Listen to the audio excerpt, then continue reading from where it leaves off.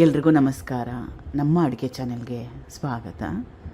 ಇವತ್ತಿನ ವಿಶೇಷ ಸ್ವಲ್ಪ ವಿಭಿನ್ನವಾಗಿ ಡಿಫ್ರೆಂಟಾಗಿರೋ ಬೆಳಿಗ್ಗೆ ತಿಂಡಿ ಅಥವಾ ಇದನ್ನು ಈವ್ನಿಂಗ್ ಸ್ನ್ಯಾಕು, ರಾತ್ರಿ ಊಟಕ್ಕೆ ಕೂಡ ಮಾಡ್ಕೊಂಡು ತಿನ್ಬೋದು. ಮಾಡೋದು ತುಂಬಾ ಸುಲಭ. ಟ್ರೈ ಮಾಡಿ, ಡಿಫ್ರೆಂಟಾಗಿದೆ, ಇಷ್ಟ ಆಗುತ್ತೆ, ಮಕ್ಕಳಿಗೆ ಕೂಡ ಇಷ್ಟ ಆಗುತ್ತೆ. ಇದು ಮೊದಲೇ ನೆನೆಸಿಟ್ಕೊಂಡಿರೋ ಸಬ್ಬಕ್ಕಿ 1/4 kg. ಇದನ್ನು ನೆನೆ ಹಾಕಲಿಕ್ಕೆ ಸ್ವಲ್ಪ ನಿಯಮಗಳನ್ನ ಫಾಲೋ ಮಾಡಬೇಕು. ನಾನು ಉಪಯೋಗ ಮಾಡಿರೋದು ರೆಗ್ಯುಲರ್ ಆಗಿರೋ ಸಬ್ಬಕ್ಕಿ. ನೈಲಾನ್ ಸಬ್ಬಕ್ಕಿ ಕೂಡ ಉಪಯೋಗ ಮಾಡ್ಬೋದು. ಸಣ್ಣ ಸಬ್ಬಕ್ಕಿ ಬರುತ್ತಲ್ಲ, ಅದನ್ನು ಕೂಡ ಉಪಯೋಗ ಮಾಡ್ಬೋದು. ಮೊದಲು ಸಬ್ಬಕ್ಕಿನ ಚೆನ್ನಾಗಿ ತೊಳೆದಿರೋ ನೀರನ್ನೆಲ್ಲ ಸಂಪೂರ್ಣವಾಗಿ ತೆಗೆದುಬಿಡಬೇಕು.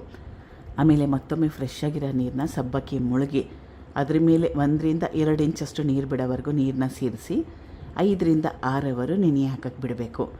5 to 6 ಅವರ್ ಆದಮೇಲೆ ಈ ರೀತಿಯಾಗಿ ಹಗೂರ ಆಗುತ್ತೆ, ಸೈಜು ಡಬಲ್ ಆಗುತ್ತೆ. ರುಚಿಗೆ ತಕ್ಕಷ್ಟು ಉಪ್ಪು, ಇದಕ್ಕೆ ಸಬ್ಬಕ್ಕಿಗೆ ಎಷ್ಟು ಅವಶ್ಯಕತೆ ಇದೆ ಅಷ್ಟು ಉಪ್ಪು. ಈಗ ಇದನ್ನು ಚೆನ್ನಾಗಿ ನಾದ್ಕೋಬೇಕು. ಸಬ್ಬಕ್ಕಿ ಸ್ವಲ್ಪ ಮುಕ್ಕಾಲ ಮಟ್ಟಕ್ಕಷ್ಟು ಮ್ಯಾಶ್ ಆಗೋಗ್ಬಿಡಬೇಕು, ನುಣ್ಣಗಾಗಬೇಕು. ಆ ರೀತಿ ಆಗೋವರೆಗೂ ಚೆನ್ನಾಗಿ ಈ ರೀತಿಯಾಗಿ ನಾದ್ಕೋಬೇಕು. ಚಪಾತಿ ಹಿಟ್ಟೆಲ್ಲ ಯಾವ ರೀತಿ ನಾದ್ಕೊಳ್ತೀವಲ್ಲ ಅದೇ ರೀತಿಯಾಗಿ ಕೈಯಲ್ಲಿ ಎಷ್ಟಾಗುತ್ತೋ ಅಷ್ಟರ ಮಟ್ಟಿಗೆ ನುಣ್ಣಗೆ ಮಾಡ್ಕೊಳ್ತಾ ಹೋಗಬೇಕು. ತುಂಬಾ ಜಾಸ್ತಿ ಡ್ರೈ ಇದ್ದರೆ 1 to 2 ಚಮಚದಷ್ಟು ನೀರನ್ನ ಚಿಮ್ಕಿಸ್ಕೋಬೋದು. ಸ್ವಲ್ಪ ತೇವಾಂಶ ಇದ್ದರೆ ನಾದಲಿಕ್ಕೆ, ನುಣ್ಣಗೆ ಮಾಡ್ಕೊಳ್ಳಿಕ್ಕೆ ಸುಲಭ ಆಗುತ್ತೆ. ಈಗಿದಾಗಿದೆ ಚಪಾತಿ ಥರ. ಇದನ್ನು ಚಪಾತಿ ಹಿಟ್ಟಿನ ಥರ ನಾದ್ಕೊಂಡಿದ್ದೀನಿ. ಇದು ಮೊದಲೇ ಮಾಡಿಟ್ಕೊಂಡಿರೋ ಆಲೂಗಡ್ಡೆ ಪಲ್ಯ. ಇದಕ್ಕೆ ಜಾಸ್ತಿ ಮಸಾಲೆ ಏನು ಹಾಕಿಲ್ಲ, ಈರುಳ್ಳಿ ಬೆಳ್ಳುಳ್ಳಿ ಏನೂ ಉಪಯೋಗ ಮಾಡಿಲ್ಲ.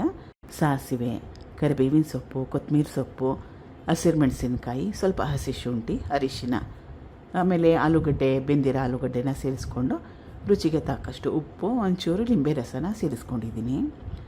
ಸಿಂಪಲ್ಲಾಗಿರೋ ಪಲ್ಯ, ದೋಸೆಗೆಲ್ಲ ಮಾಡ್ಕೊಳ್ತೀವಲ್ಲ ಅದೇ ರೀತಿಯಾಗಿರೋ ಸಿಂಪಲ್ಲಾಗಿರೋ ಪಲ್ಯ. ಈಗ ಒಂದು ಪ್ಲಾಸ್ಟಿಕ್ ಪೇಪರ್ ಮೇಲೆ ಅಥವಾ ಬಾಳೆ ಎಲೆ ಮೇಲೆ ನಾದಿಟ್ಕೊಂಡಿದ್ವಲ್ಲ ಸಬ್ಬಕ್ಕಿನ ಈ ರೀತಿಯಾಗಿ ಹಡ್ತಾ ಹೋಗಬೇಕು. ಕೊನೆಯಲ್ಲಿ ಬಿರುಕು ಬಿಡುತ್ತೆ, ಅದನ್ನು ಸ್ವಲ್ಪ ಅಡ್ಜಸ್ಟ್ ಮಾಡ್ಕೋಬೇಕು.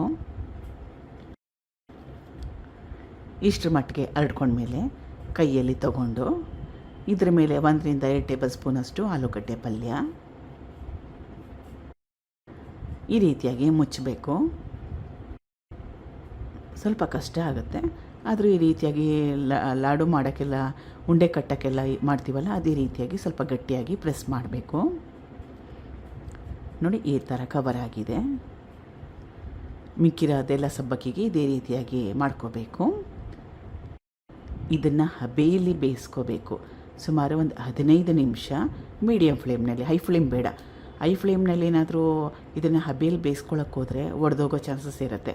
ಅದಕ್ಕೋಸ್ಕರವಾಗಿ ಸ್ವಲ್ಪ ಶಾಂತಿಯಿಂದ, ತಾಳ್ಮೆಯಿಂದ ಲೋ ಟು ಮೀಡಿಯಮ್ ಫ್ಲೇಮ್ನಲ್ಲಿ ಇಟ್ಕೊಂಡು 10 to 15 ನಿಮಿಷ ಬೇಯಿಸ್ಕೋಬೇಕು. ಸಬ್ಬಕ್ಕಿ ಎಲ್ಲ ಟ್ರಾನ್ಸ್ಪರೆಂಟ್ ಆಗೋಗುತ್ತೆ, ಆ ರೀತಿ ಆಗೋವರೆಗೂ ಬೇಯಿಸ್ಕೋಬೇಕು. ಬೈ ಚಾನ್ಸ್ ಇದೇನಾದರೂ ಒಡೆದೋದ್ರೆ ಯೋಚನೆ ಮಾಡೋಕ್ಕೆ ಹೋಗ್ಬೇಡಿ, ಅದೇ ರೀತಿ ತಿಂದರೂ ಕೂಡ ಚೆನ್ನಾಗೇ ಇರುತ್ತೆ. ಹಬೆಯಲ್ಲಿ ಬೇಯಿಸ್ಕೊಂಡ್ಮೇಲೆ ಒಂದು 5 ನಿಮಿಷ ಹಾಗೇ ಬಿಡಿ. ಸಬ್ಬಕ್ಕಿ ಸ್ವಲ್ಪ ತಣ್ಣಗಾದ್ಮೇಲೆ ಕರೆಕ್ಟಾಗಿ ಸೆಟ್ ಆಗುತ್ತೆ. ಬಿಸಿ ಬಿಸಿ ಇದ್ದಾಗ ತಿಂದರೆ ತುಂಬಾ ಚೆನ್ನಾಗಿರುತ್ತೆ. ಕೆಂಪು ಕಾಯಿ ಚಟ್ನಿ ಜೊತೆಗೆ ಸರ್ವ್ ಮಾಡಿದ್ದೀನಿ. ಒಂದು ಸಲ ಟ್ರೈ ಮಾಡಿ ನೋಡಿ, ತುಂಬಾ ಟೇಸ್ಟಿಯಾಗಿತ್ತು. ತಿಂದಮೇಲೆ ವಾಯ್ಸ್ ಓವರ್ನ ಕೊಟ್ಟಿರೋದು. Thank you for watching. ಧನ್ಯವಾದಗಳು.